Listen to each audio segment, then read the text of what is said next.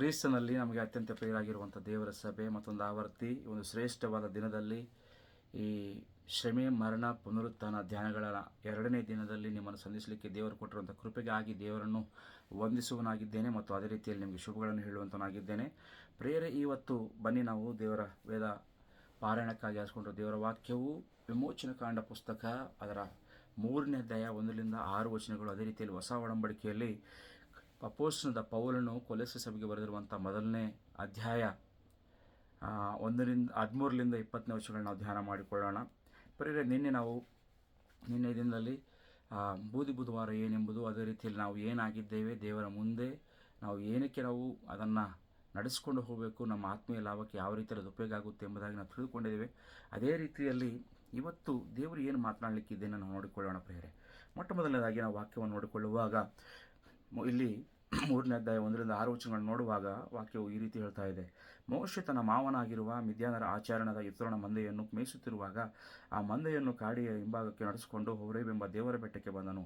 ಅಲ್ಲಿ ಮುಳ್ಳಿನ ಪೊದೆಯೊಳಗೆ ಉರಿಯುವ ಬೆಂಕಿಯಲ್ಲಿ ಯೆಹೋವನ ದೂತನು ಅವನಿಗೆ ಕಾಣಿಸಿಕೊಂಡನು. ಹೇಗೆಂದರೆ ಅವನು ಒಂದು ಮುಳ್ಳಿನ ಪೊದೆಯನ್ನು ಕಂಡನು. ಆ ಪೊದೆಯು ಬೆಂಕಿಯಿಂದ ಉರಿಯುತ್ತಿದ್ದರೂ ಅದು ಸುಟ್ಟು ಹೋಗದೇ ಇತ್ತು. ಆಗ ಮೋಶೆ, ನಾನು ದಾರಿ ಬಿಟ್ಟು ಈ ಆಶ್ಚರ್ಯವನ್ನು ನೋಡಿ ಪೊದೆಯು ಸುಟ್ಟು ಹೋಗದೇ ಇರುವುದಕ್ಕೆ ಕಾರಣವನ್ನು ತಿಳ್ಕೊಳ್ಳುವೆನು ಅಂದುಕೊಂಡನು. ನೋಡುವುದಕ್ಕೆ ಅವನು ದಾರಿ ಬಿಟ್ಟದ್ದನ್ನು ಯೆಹೋವನು ಕಂಡನು. ದೇವರು ಆ ಪೊದೆಯೊಳಗಿಂದ ಮೋಶೆಯೇ ಮೋಶೆ ಎಂದು ಕರೆದನು. ಅದಕ್ಕೆ ಅವನು, ಇಗೋ ಇದ್ದೇನೆ ಅಂದನು. ದೇವರು ಅವನಿಗೆ, ನೀನು ಹತ್ತಿರ ಬರಬೇಡ, ನಿನ್ನ ಕಾಲಿನ ಕೆರೆಗಳನ್ನು ತೆಗೆದುಹಾಕು, ನೀನು ನಿಂತಿರುವ ಸ್ಥಳವು ಪರಿಶುದ್ಧ ಭೂಮಿ ಎಂದು ಹೇಳಿದನು. ಅದಲ್ಲದೆ ಆತನು, ನಾನು ನಿನ್ನ ತಂದೆಯ ದೇವರು, ಅಬ್ರಹಾಮನ ದೇವರು, ಇಸಾಕನ ದೇವರು, ಯಾಕೋಬನ ದೇವರು ಅಂದಾಗ ಮೋಶೆ ದೇವರನ್ನು ನೋಡುವುದಕ್ಕೆ ಭಯಪಟ್ಟು ಮುಖವನ್ನು ಮುಚ್ಚಿಕೊಂಡನು. ಪ್ರಿಯರೇ, ಇಲ್ಲಿ ನಾವು ನೋಡುವಾಗ 2ನೇ ದಿನದ ಈ ಒಂದು ಧ್ಯಾನಾಂಶದಲ್ಲಿ ಯಾವ ರೀತಿ ಎಂಬುದಾಗಿ ನೋಡುವಾಗ ದೇವರೇ ಸ್ವತಃ ಮೋಶೆಯನ್ನು ಸಂಧಿಸುವಂಥ ಸ್ಥಳವನ್ನು ಅಥವಾ ಸಮಯವನ್ನು ನಾವು ನೋಡ್ತಾ ಇದ್ದೇವೆ. ಪ್ರಿಯರೇ, ಈ ಒಂದು ತಲೆಬರಹ ನೋಡುವುದಾದರೆ ಪವಿತ್ರ ಸ್ಥಳದಿಂದ ಅಥವಾ ಪರಿಶುದ್ಧವಾದ ಸ್ಥಳದಿಂದ ದೇವರ ಕ್ರಿಸ್ತ ರಾಜ್ಯನ ಕಡೆಗೆ ಎಂಬುದಾಗಿ ನಾವು ಇವತ್ತಿನ ಧ್ಯಾನಾಂಶವನ್ನು ನೋಡಿಕೊಳ್ಳಬಹುದು. ಪ್ರಿಯರೇ, ಈ 2ನೇ ದಂಧೆಯಲ್ಲಿ ಈ ಒಂದು ಪರಿಶುದ್ಧತೆಯನ್ನು ನಾವು ಎದುರಿಸಿ ಕ್ರಿಸ್ತನ ಆಧಿಪತ್ಯಕ್ಕೆ, ಆತನ ಒಂದು ಸುಪ್ರಿಮೆಸಿಗೆ ಅಥವಾ ಸಾವರ್ಜಿನಿಟಿ ಗಾಡ್ಗೆ ನಾವು ಯಾವ ರೀತಿಯಲ್ಲಿ ಅದಕ್ಕೆ ಒಪ್ಪಿಸಿಕೊಡಬೇಕು, ಶರಣಾಗುವಂಥದ್ದು ಎಂಬುದಾಗಿ ಇವತ್ತು ನಾವು ವಾಕ್ಯದಲ್ಲಿ ನೋಡಿಕೊಳ್ಳೋಣ. ನೋಡ್ರಿ, ಇಲ್ಲಿ ಯೆಹೋವನು ಮೋಶೆಯನ್ನು ಪವಿತ್ರವಾದ ಸ್ಥಳದಲ್ಲಿ ಭೇಟಿಯಾಗಿರುವಂಥದ್ದು ನಾವು ನೋಡ್ತಾ ಇದ್ದೇವೆ.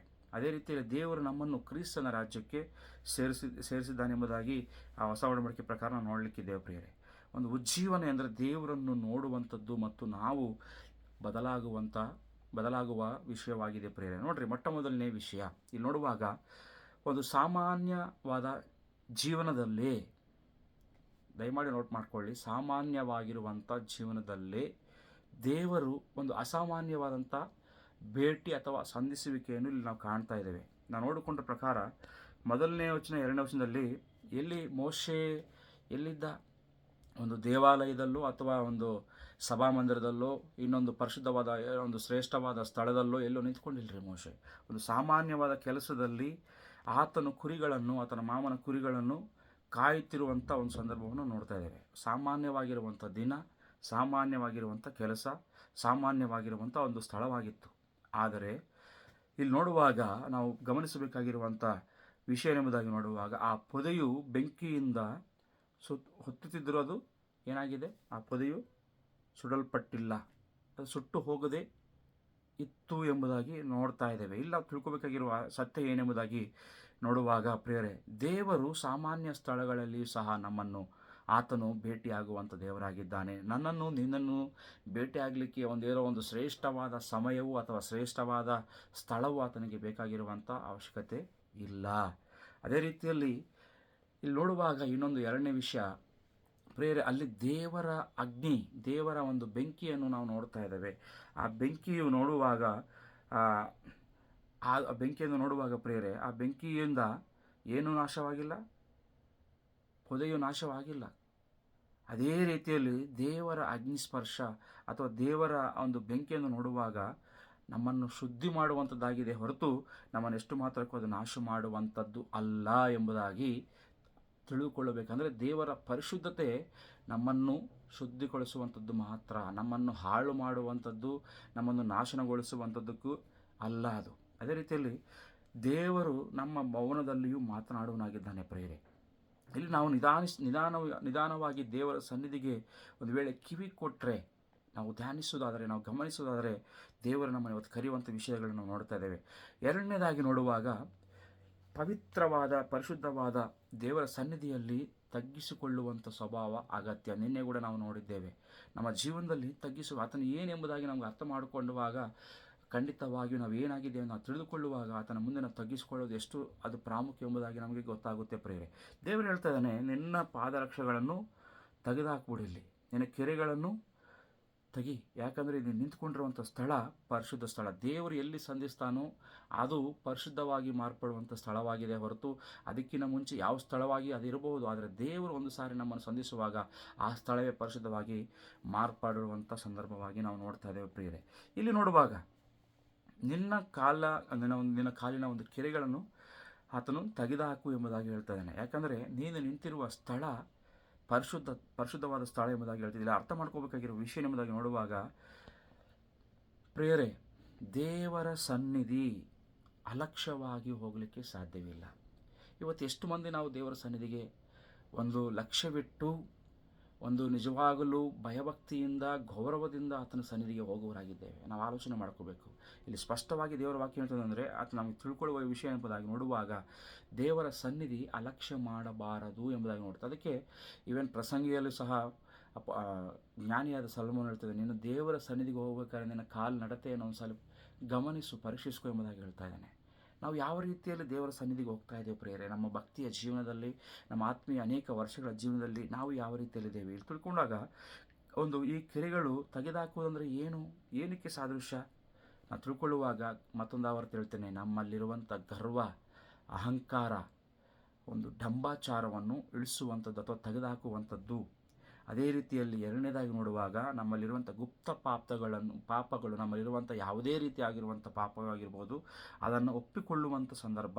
ಅಷ್ಟು ಮಾತ್ರಕ್ಕಲ್ಲಿ ಮೂರನೇದು ನೋಡುವಾಗ ದೇವರನ್ನು ಗೌರವ ಕೊಡುವಂಥ ಸಂದರ್ಭವಾಗಿದೆ ಪ್ರೇರೆ.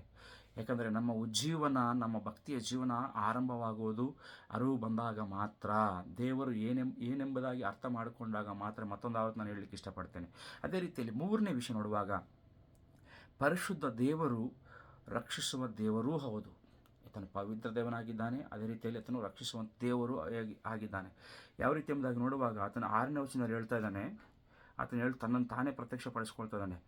ನಾನು ನಿನ್ನ ತಂದೆಯ ದೇವರು, ಅಬ್ರಹಾಮನ ದೇವರು, ಇಸಾಕನ ದೇವರು, ಯಾಕೋಬನ ದೇವರು ಅಂದಾಗ ಮೋಶೆ ದೇವರನ್ನು ನೋಡೋದಕ್ಕೆ ಭಯಪಟ್ಟು ಮುಖವನ್ನು ಮುಚ್ಚಿಕೊಂಡನೆಂಬುದಾಗಿ ನೋಡ್ತಾ ಇದ್ದಾನೆ. ಈತನು ಹೇಳ್ತಾರೆ, ತಾನನ್ನು ಹೇಳ್ತಾನೆ, ನಾನು ಅಬ್ರಹಾಮನ, ಇಸಾಕನ, ಯಾಕೋಬನ ದೇವರೆಂಬುದಾಗಿ ಹೇಳ್ತಿದ್ದಾನೆ. ದೇವರು ಒಂದು ಒಡಂಬಡಿಕೆಯ ದೇವರಾಗಿದ್ದಾನೆ ಪ್ರಿಯರೇ.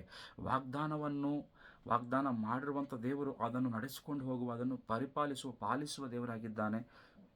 ಬಂಧನದಲ್ಲಿ ಇರುವವನು ಬಿಡಿಸುವ ದೇವರಾಗಿದ್ದಾನೆ. ಯಾವ ರೀತಿಯಲ್ಲಿ ಎಂಬುದಾಗಿ ನೋಡುವಾಗ ಅಬ್ರಹಾಮಿಗೆ ಮಾತನಾಡುವಂಥ ಅಬ್ರಹಾಮಿಗೆ, ಇಸಾಕನಿಗೆ, ಯಾಕೋಬರಿಗೆ ಯಾವ ರೀತಿಯಲ್ಲಿ ಆತನು ವಾಗ್ದಾನ ಮಾಡಿದ್ದಾನೋ ಆ ವಾಗ್ದಾನವನ್ನು ಇಸ್ರಾಯೇಲರ ಜೀವನದಲ್ಲಿ ಅನೇಕ ವರ್ಷಗಳಾದರೂ ಸಹ ಆತನು ಮರೆತು ಹೋಗಿಲ್ಲ. ಅದನ್ನು ಪಾಲಿಸಲಿಕ್ಕೆ ಇಲ್ಲಿ ಬಂದು ದೇವರು ಮಾತನಾಡ್ತಿದ್ದಾನೆ ಎಂಬುದಾಗಿ ನೋಡ್ತಿದ್ದಾನೆ. ಪ್ರಿಯರೇ, ಪರಿಶುದ್ಧತೆ ನಮ್ಮನ್ನು ದೂರ ಮಾಡುವುದಿಲ್ಲ. ಪರಿಶುದ್ಧತೆ ನಮ್ಮನ್ನು ರಕ್ಷಣೆಗೆ ಸಿದ್ಧಪಡಿಸುವಂಥದ್ದಾಗಿದೆ. ನಾವು ತಿಳ್ಕೊಳ್ಬೇಕಾಗಿದೆ ಪ್ರಿಯರೇ. ಇಲ್ಲಿ ನಾವು ಯಾವ ರೀತಿಯಲ್ಲಿ ನೋಡ್ತಿದ್ದೇವೆ? ಮೂರನೇದಾಗಿ, ದೇವರು ನಮ್ಮನ್ನು ಬಿಡಿಸುವ ದೇವರು ಅಥವಾ ರಕ್ಷಿಸುವಂಥ ದೇವರಾಗಿ ನಾವು ನೋಡಬಹುದು. 4ನೇದಾಗಿ ನೋಡುವಾಗ, ನಿಜವಾದ ಬಿಡುಗಡೆ ಎಲ್ಲಿದೆ? ನಮಗೆ ಕ್ರಿಸ್ತನಲ್ಲಿ ಪರಿಪೂರ್ಣಗೊಂಡಿದೆ. ನಾವು ಕೊಲಸಿ ನೂತನ ಒಡಂಬಡಿಕೆಗೆ ಬರೋಣ ಪ್ರಿಯರನ್ನ. ನಾವು ಹೊಸ ಒಡಂಬಡಿಕೆಗೆ ಬರುವಾಗ ಕೊಲಸಿ ಬರೆದ ಪತ್ರಿಕೆಯಲ್ಲಿ ನಾವು ಆ ವಾಕ್ಯವನ್ನು ಧ್ಯಾನ ಮಾಡಿಕೊಳ್ಳೋಣ.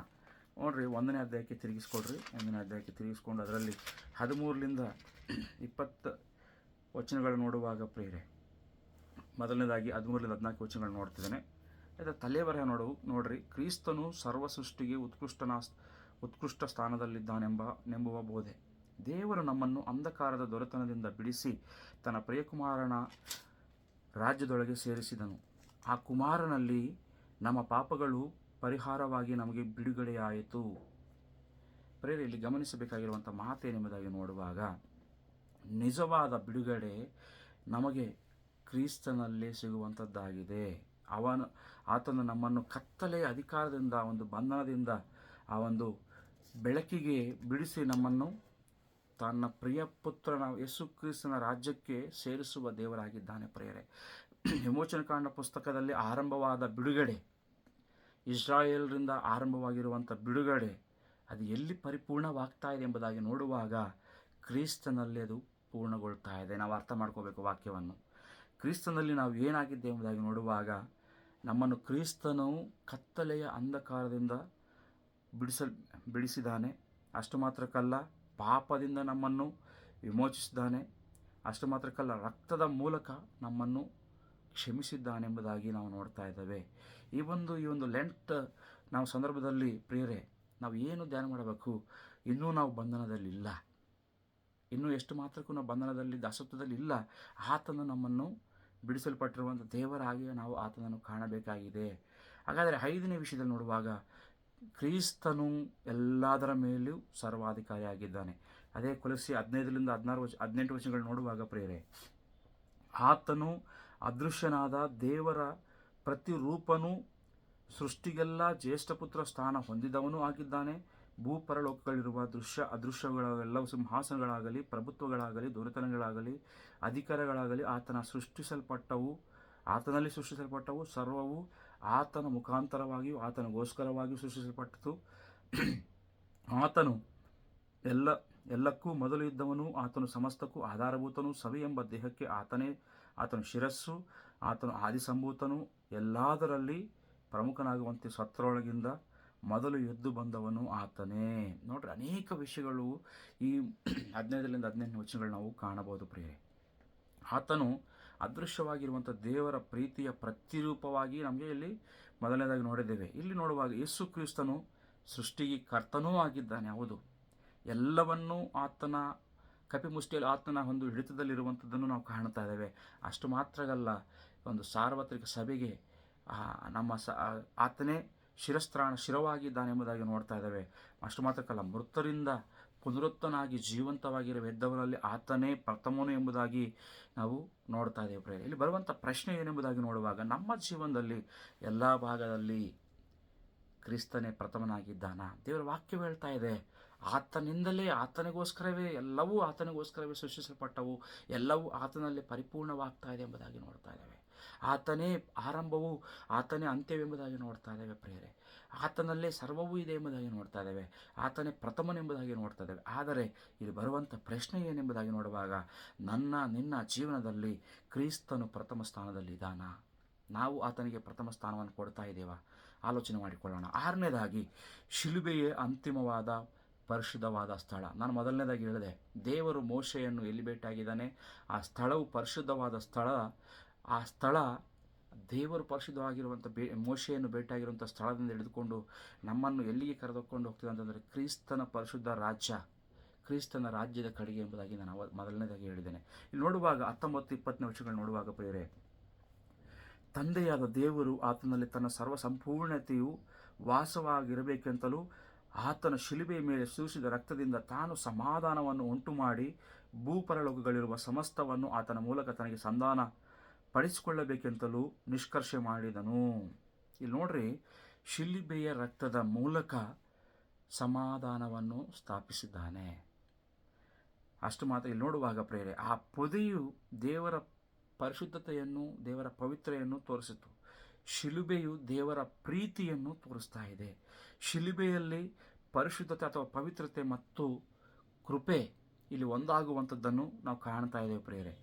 ಇಲ್ಲಿ ನಾವು ಚಪ್ಪಲಿ ತೆಗೆಯುವಂಥ ಸಂದರ್ಭ ಅಲ್ಲ, ನಮ್ಮ ಹೃದಯವನ್ನು ತಗ್ಗಿಸಿಕೊಳ್ಳುವಂಥ ಸಂದರ್ಭವಾಗಿ ನಾವು ನೋಡ್ತಾ ಇದ್ದೇವೆ. ಹಾಗಾದರೆ ಇವತ್ತಿನ 2ನೇ ದಿನದಲ್ಲಿ ನಮಗಿರುವಂಥ ಕರೆ ಏನೆಂಬುದಾಗಿ ನೋಡುವಾಗ, ದೇವರ ಸನ್ನಿಧಾನದಲ್ಲಿ ನಾವು ನಿಲ್ಲುವರಾಗಿರಬೇಕು. ಯಾವ ರೀತಿ ಎಂಬುದಾಗಿ ನೋಡುವಾಗ ಪ್ರಿಯರೇ, ಮೌನದಿಂದ, ಪಶ್ಚಾತ್ತಾಪದಿಂದ, ಪ್ರಾರ್ಥನಾಪೂರ್ವಕವಾಗಿ, 2ನೇದಾಗಿ ಹೃದಯವನ್ನು ಶುದ್ಧಿಪಡಿಸಿಕೊಂಡು ಅಹಂಕಾರ ಅಥವಾ ನಮ್ಮ ಗುಪ್ತ ಪಾಪಗಳನ್ನು ತೆಗೆದುಹಾಕಿ, 3ನೇದಾಗಿ ಕ್ರಿಸ್ತನ ಆಧಿಪತ್ಯಕ್ಕೆ ನಮ್ಮನ್ನು ನಾವು ಶರಣಾಗಿ ಮಾಡಿಕೊಂಡು ಜೀವನದ ನಮ್ಮ ಪ್ರತಿಯೊಂದು ಕ್ಷೇತ್ರದಲ್ಲಿ, ಪ್ರತಿಯೊಂದು ವಿಷಯದಲ್ಲಿಯೂ ಆತನನ್ನು ಮುಂದೆ ಇಟ್ಟುಕೊಂಡು ನಮ್ಮನ್ನು 4ನೇದಾಗಿ ಬಿಡಿಸಲ್ಪಟ್ಟುವಂತೆ ನಡೆದುಕೊಳ್ಳುವ ವ್ಯಕ್ತಿಗಳಾಗಿರಬೇಕು. ಅಂದರೆ ಆತ ನಮ್ಮನ್ನು ಆಲ್ರೆಡಿ ಬಿಡಿಸಿದ್ದಾನೆ ಪ್ರಿಯರೇ. ನಮ್ಮನ್ನು ಬಿಡುಗಡೆ ಮಾಡಿದ್ದಾನೆ. ಬಂಧತ್ವದಿಂದ, ದಾಸನದಿಂದ ನಮ್ಮನ್ನು ಬಿಡುಗಡೆ ಮಾಡಿದ್ದಾನೆ ಪ್ರಿಯರೇ.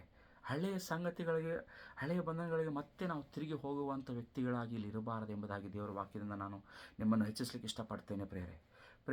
ನೋಡುವಾಗ ಈ ಒಂದು ಪೊದೆಯಲ್ಲಿ ದೇವರು ಮಾತನಾಡಿರುವ ದೇವರು ಇಲ್ಲಿ ನಮ್ಮನ್ನು ಕ್ರಿಸ್ತನಲ್ಲಿ ಸಂಪೂರ್ಣರಾಗಿ ಮಾಡುವಂಥ ದೇವರಾಗಿದ್ದಾನೆ ಪ್ರಿಯರೇ. ಹಾಗಾದರೆ ನಾವು ಇಲ್ಲೇನು ಮಾಡಬೇಕಾಗಿದೆ ಪ್ರಿಯರೇ? ಅಲಕ್ಷ್ಯತನದಿಂದ ನಾವು ಪರಿಶುದ್ಧತೆ ಕಡೆಗೆ ನಡೆದುಕೊಂಡು ಹೋಗುವಂಥ ವ್ಯಕ್ತಿಗಳಾಗಿರಬೇಕು. ಕತ್ತಲೆಯಿಂದ ಬೆಳಕಿಗೆ ನಾವು ನಡೆದುಕೊಂಡು ಹೋಗುವಂಥ ವ್ಯಕ್ತಿಗಳಾಗಿರಬೇಕು. ಸ್ವಯಂ ಆಡಳಿತದಂದರೆ ನಮ್ಮ ಒಂದು ಸ್ವಂತ ಜ್ಞಾನ, ಸ್ವಂತ ಬುದ್ಧಿ, ನಮ್ಮ ಸ್ವಂತ ಇಚ್ಛೆಯಿಂದ ಬಿಟ್ಬಿಟ್ಟು ಕ್ರಿಸ್ತನ ಆಧಿಪತ್ಯಕ್ಕೆ ನಮ್ಮನ್ನು ನಾವೇ ಒಪ್ಪಿಸಿಕೊಳ್ಳುವ ವ್ಯಕ್ತಿಗಳಾಗಿದ್ದರೆ ನಮ್ಮ ಆತ್ಮೀಯ ಜೀವನ ಖಂಡಿತವಾಗಿ ಅದು ಪುನರ್ಜೀವನ ಪಡೆದುಕೊಳ್ಳುವಂಥದ್ದಾಗಿದೆ. ಹಾಗಾದರೆ ನನ್ನ ಜೀವನ ಯಾವ ರೀತಿಯಲ್ಲಿದೆ ಪ್ರಿಯರೇ?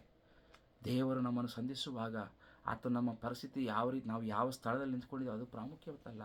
ನಿನ್ನ ಹೃದಯವು ಯಾವ ರೀತಿ ಎಂಬುದಾಗಿ ದೇವರು ಆಲೋಚನೆ ಮಾಡುವಂಥ ದೇವರಾಗಿದ್ದಾನೆ.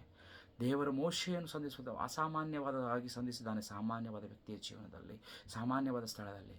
ಅದೇ ರೀತಿಯಲ್ಲಿ ಕ್ರಿಸ್ತನು ಸಂಧಿಸುವಾಗ ಸಾಮಾನ್ಯವಾಗಿರುವಂಥ ನನ್ನ ಜೀವನ ಅದು ಅಸಾಮಾನ್ಯವಾಗಿ ಮಾರ್ಪಡುವಂಥದ್ದಾಗಿದೆ ಪ್ರಿಯರೇ. ದೇವರ ಮೋಶೆಯನ್ನು ಸಂಧಿಸುವಂಥ ಸ್ಥಳದಿಂದ ಕ್ರಿಸ್ತನ ರಾಜ್ಯದ ಕಡೆಗೆ ಇಲ್ಲಿ ನಾವು ಗಮನಿಸಬೇಕಾಗಿರುವಂಥ ಎಲ್ಲ ವಿಷಯಗಳು ನಮ್ಮ ಜೀವನದಲ್ಲಿ ಕ್ರಿಸ್ತನಲ್ಲೇ ಸರ್ವಸ್ವವು ಅಡಗಿದೆ. ಆತನೇ ಪ್ರಾರಂಭ, ಆತನೇ ಅಂತ್ಯ, ಆತನೇ ಸರ್ವ ಸೃಷ್ಟಿಗೆ ಒಡೆಯನು. ಆತನ ರಕ್ತದ ಮೂಲಕವೇ ಸರ್ವವು ಸಮಾಧಾನವು ಎಲ್ಲವೂ ಸ್ಥಾಪಿಸಲ್ಪಟ್ಟಿತು. ಆತನೇ ನಮ್ಮನ್ನು ಬಿಡುಗಡೆ ಮಾಡಿದ್ದಾನೆ. ಅಲ್ಲಿ ಇಸ್ರಾಯೇಲನ್ನು ಬಿಡುಗಡೆ ಮಾಡಿರುವಂಥ ದೇವರು ಇಲ್ಲಿ ಕ್ರಿಸ್ತನ ತನ್ನ ಮಗನ ಮುಖಾಂತರ ನಮ್ಮನ್ನು ಬಿಡುಗಡೆ ಮಾಡ್ತಾ ಇದ್ದಾನೆ. ತನ್ನ ಮಗನಲ್ಲೇ ಸಂಪೂರ್ಣ ಪರಿಪೂರ್ಣತ್ವವನ್ನು ಇಲ್ಲಿ ನಮಗೆ ತೋರಿಸ್ಕೊಡ್ತಾ ಇದ್ದಾನೆ ಪ್ರೇರೆ. ಹಾಗಾದರೆ ಇವತ್ತು ನನ್ನ ಜೀವನ ಆತನಿಗೆ ಒಪ್ಪಿಸಿಕೊಟ್ಟು, ಒಂದು ವೇಳೆ ಇನ್ನೂ ನಮ್ಮ ಸ್ವಂತ ಇಚ್ಛೆಗಳಿಂದ, ಸ್ವಂತ ಜ್ಞಾನದಿಂದ, ಸ್ವಂತ ಬುದ್ಧಿಯಿಂದ ನಾವು ಹೋಗ್ತಾ ಇದ್ದರೆ ಪ್ರೇರೆ, ಆತನಿಗೆ ನಮ್ಮ ಜೀವನವನ್ನು ಒಪ್ಪಿಸಿಕೊಡೋಣ. ಆತನ ಆಡಳಿತಕ್ಕೆ ನಮ್ಮನ್ನು ಒಪ್ಪಿಸಿಕೊಟ್ಟುವಾಗ ಎಲ್ಲ ಕ್ಷೇತ್ರದಲ್ಲಿ, ನನ್ನ ಜೀವನದಲ್ಲಿ ಪ್ರತಿಯೊಂದು ಕ್ಷೇತ್ರವನ್ನು ಆತನ ಮುಂದೆ ನಾವು ಇಡುವಾಗ ಖಂಡಿತವಾಗಿಯೂ ನನ್ನ ಆತ್ಮೀಯ ಜೀವನವನ್ನು ಉದ್ಧರಿಸುವಂಥ ದೇವರು ಮಾತ್ರವಲ್ಲ, ಬೇಕಾಗಿರುವಂಥ ಎಲ್ಲ ಆಶೀರ್ವಾದಗಳಿಂದ ನನ್ನನ್ನು ತುಂಬಿಸುವಂಥ ದೇವರಾಗಿದ್ದಾನೆ. ಪ್ರಾರ್ಥನೆ ಮಾಡಿಕೊಳ್ಳೋಣ. ಪರಿಶುದ್ಧ ದೇವರೇ, ನಾವು ನಿನ್ನ ಸನ್ನಿಧಿಯಲ್ಲಿ ನಿಂತ್ಕೊಂಡಿದ್ದೇವಪ್ಪ ಸ್ವಾಮಿ. ನಮ್ಮ ಪಾಪಗಳನ್ನು ಸ್ವಾಮಿ ರಾಜ ನಮಗೆ ತೋರಿಸು, ನಮ್ಮ ಹೃದಯಗಳನ್ನು ಶುದ್ಧಿಪಡಿಸಪ್ಪ. ಯೇಸು ಕ್ರಿಸ್ತನು ನಮ್ಮ ಜೀವನದಲ್ಲಿ ಪರಿಪೂರ್ಣವಾಗಿ ಪ್ರಥಮನಾಗಿ ಎಲ್ಲ ವಿಷಯದಲ್ಲಿ ನಮ್ಮನ್ನು ನಡೆಸಿಕೊಂಡು ಅಪ್ಪ ಕತ್ತಲೆಯಿಂದ ಬಿಡಿಸಿ ರಾಜ ನಿನ್ನ ರಾಜ್ಯದಲ್ಲಿ ನಾವು ಜೀವಿಸಿಕೊಳ್ಳಲಿಕ್ಕೆ ನಮ್ಮನ್ನು ಶಕ್ತಿಗೊಳಿಸು. ಯೇಸು ಕ್ರಿಸ್ತನ ಒಂದೇ ನಾಮದಲ್ಲಿ ಬೆಳೆಯುವ ನಮ್ಮ ತಂದೆಯಾದ ದೇವರೇ, ಆಮೇನ್. ದೇವರು ನಿಮ್ಮನ್ನು ಆಶೀರ್ವಾದ ಮಾಡಲಿ.